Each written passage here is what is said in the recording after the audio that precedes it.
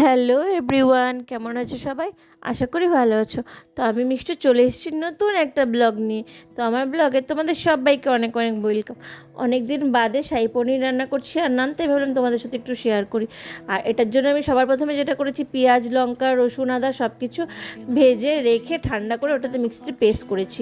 আর দেখো, তারপরে ক্যাপসিকামগুলোকে কেটে নিয়েছি, তারপরে পনিরটা দিয়ে মশলা দিয়ে ওটাকে বেশিক্ষণ নাড়ছি না, কারণ বেশি নাড়লে পনিরটা একদম ভেঙে চুরমার হয়ে যাবে। তার জন্য তারপরে আমার হয়ে গেল মশলাটা ভাজা। এবার আমি ওটাতে দুধ অ্যাড করলাম, জল দিই না, জল দিলে খেতে অতটা টেস্ট লাগে না।